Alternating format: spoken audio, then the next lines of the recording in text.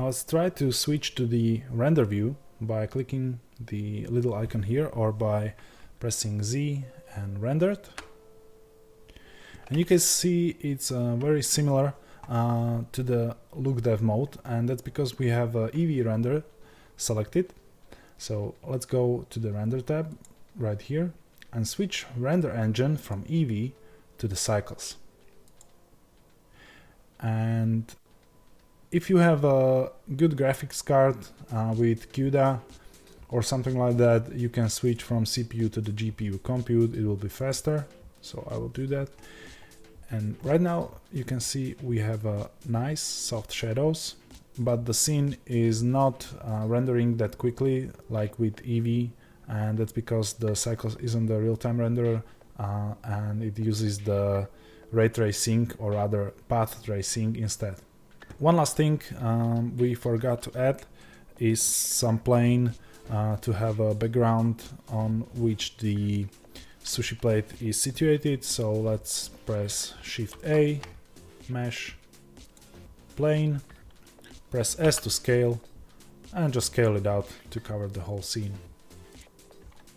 We can add material in the material tab and give it some nice blue color.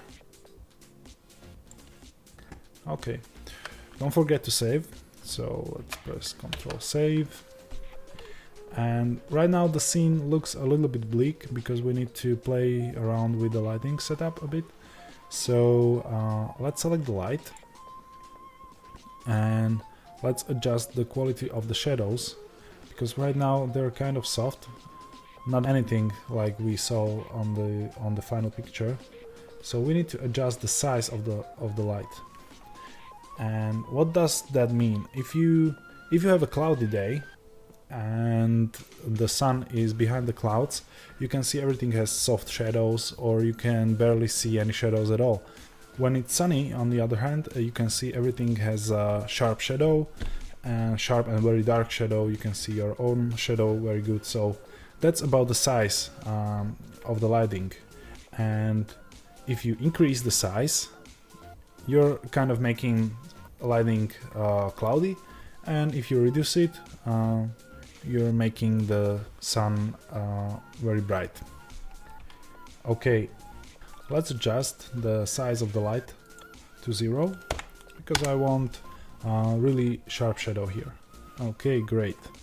Now we need to play with intensity a bit. Since we changed the renderer to cycles, we need to click Use Nodes to be able to increase the emission of the light material. So let's do that and give it a strength, I don't know, 5. Maybe that's too much. Let's do 3. Okay, that'll do for now. Other thing you can do with the scene is to play with the color management and the exposure. And if you go to the render tab and click color management, there is the exposure here, and you can drag it up a bit, and it really makes the colors pop a bit more. Great.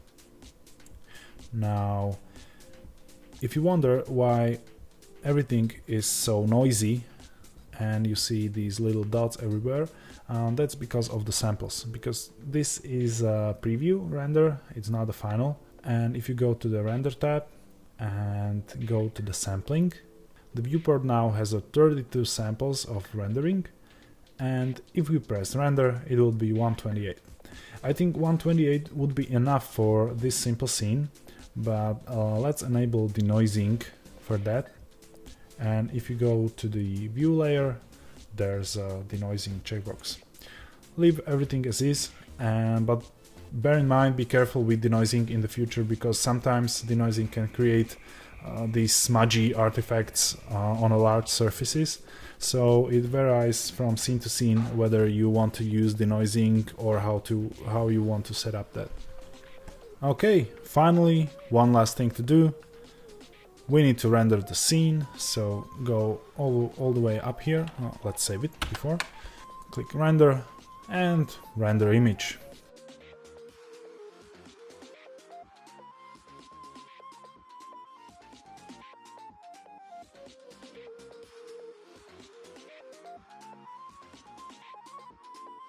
Okay, congratulations on your first 3D illustration. This is no small feat, even if it looks simple to you, because let me remind you what else can be made using these techniques. Just the extrusion, inset and transformation of objects and assigning materials. Let me show you some examples to give you inspiration on what to do next maybe. There are a bunch of things you can do. There's a nature, even animals can be created in this style. Go out there, look for inspiration, look for examples, really try to make something on your own using these techniques, and I hope I will see you on the next episode.